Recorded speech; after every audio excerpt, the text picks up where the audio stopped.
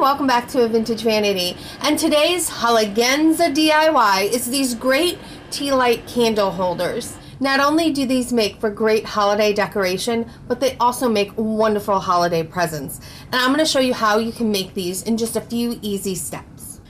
For this project, you're going to need 3 wooden cubes.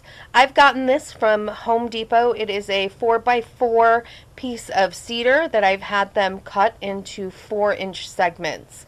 A 4x4 is going to fit probably about 20 of these 4-inch pieces, so you will get a lot of cubes off of it. But you can also go to a lumber yard in your area as well, or any place that sells lumber. You can see here that one side of the wood is not only ugly, but it's not completely even, which is fine. We're just going to make that the bottom. Now for the top, we need to find the center to our cube here. Now the easiest way to do that is to line up a hard ruler from one corner to the other and then draw a line with your pencil. Then all you're going to do is take that ruler and do the same exact thing on the other side of the piece of wood. Then you're going to see where those 2 lines meet. That is going to be the center.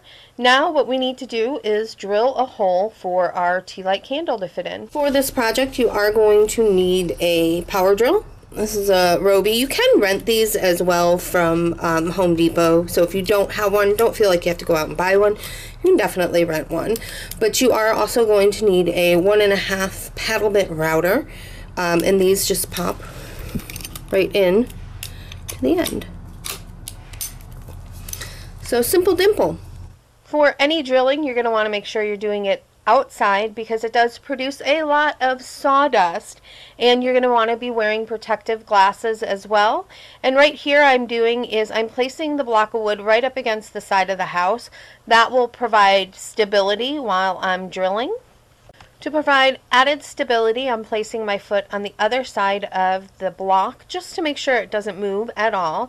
Then I'm going to be using my drill with a 1.5-inch paddle router attachment, and we're just going to place that right at where we marked center and just begin to drill.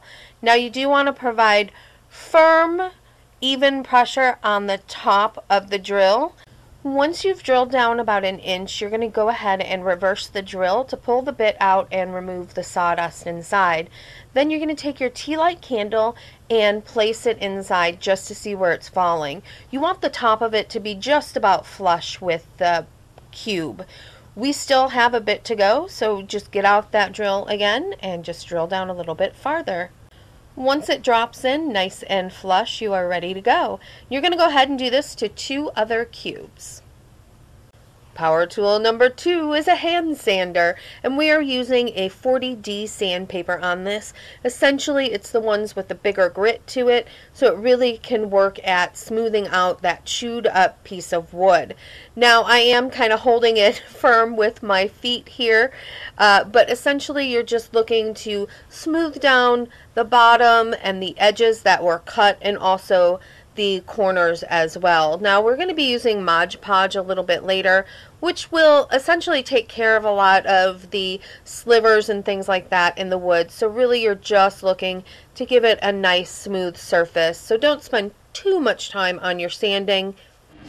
So now that we have our blocks of wood all sanded and the holes drilled out for the tea lights, and I've just chosen these great cinnamon scented tea lights to add a little pizzazz to it, it's down to the fun part, which is the decorating side of things. Then I just went online and googled some images, and when I found ones that I liked, I just cut them out, and I cut them 4x4 so that they'd fit pretty much perfectly on our block of wood. You are going to want to make sure that the pictures look pretty clear, and that they're not too hazy or pixelated when you either enlarge or scrunch them up.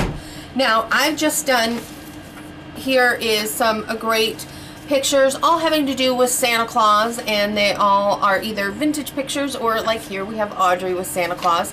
So just some fun pictures.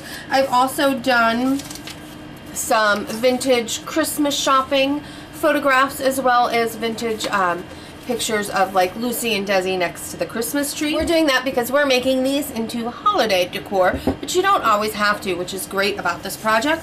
I am also making a couple for some friends of mine who absolutely love clowns. So I went and found all these vintage circus pictures that had clowns associated with them, and I thought they were just so fun. So really you can customize the photographs on this to anything you want. Now that we have our pictures, how do we get them on? What you're going to need is you're going to need Mod Podge. I'm using just the matte Mod Podge foam brushes that you can find at your craft store. For the top of the candle, I did 4x4 pieces of newspaper. I thought that would be a fun look right up on top. Keeps with the black and white theme, and you can even do it with some comics as well, because we are going to be cutting a hole in that, and it can look a little bit odd with the pictures. So that's why I went with newspaper for the top, but you can certainly do whatever you want. We're going to start with the piece for the top of the candle. Now we need to figure out where to cut the hole. So you're going to lay your piece over the top of the candle and position it. Once you have it positioned, you'll be able to find out where the circle is by just feeling around the top. Once you do, you'll get an idea for where the center is and just poke a hole. And then you're going to take that piece, you're going to turn it upside down, take your Tealight candle, place it right center with the hole you poked in the paper. Then you're going to hold it down and you're just going to trace the outside of the Tealight. And then all you're going to do is you are going to cut out that circle. Now you're just going to take some of that Mod Podge, and you just want to do a thin layer, so make sure you don't get too much. And you're just going to brush that over the entire top. You want it to be a nice thin layer.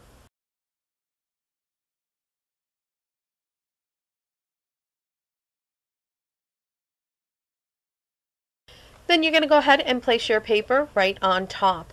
Now, Mod Podge is nice because it gives you a little bit of time to work and position your piece before it really takes hold. Then you're just going to begin to kind of run your fingers along the edge and work your way out from there, trying to push out and avoid any air bubbles. Now, the ends of our paper here are going to overlap just a little bit, which is absolutely fine. And on to the next side. Now you want, before gluing it down, to lay the piece down to make sure that it's fitting pretty good and make any trimming to the photo as necessary. Once again, a thin layer of Mod Podge goes down, and then you're ready to place down the picture. And it is going to overlap at the bottom, but that is just fine. I think it helps to hide those kind of ugly corners at the bottom as well. So you're just going to press that firmly down while the Mod Podge takes hold. Now what you're going to do is take a thin layer of Mod Podge and place it over every side of the cube, including the top and the bottom. Now I know it's looking really milky, but this will dry clear. You just want to make sure that your brush strokes are going in the same direction and that it's nice and even. Then once you've got every side done, you're going to let this dry for about 15 to 20 minutes, and then you're going to come back in and give it another coat.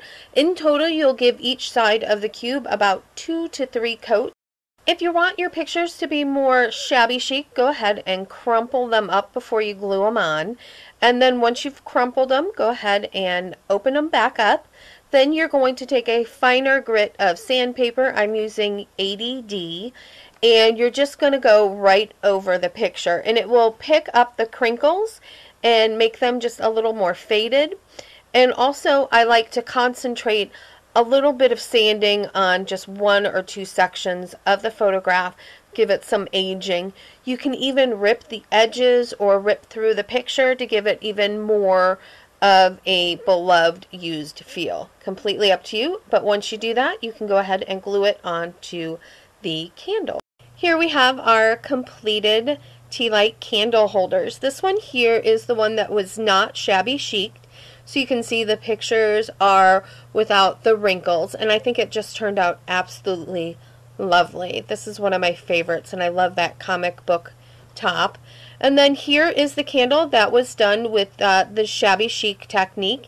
And as you can see, the pictures have a little bit of age and love to them. And I think, again, this turned out really well as well.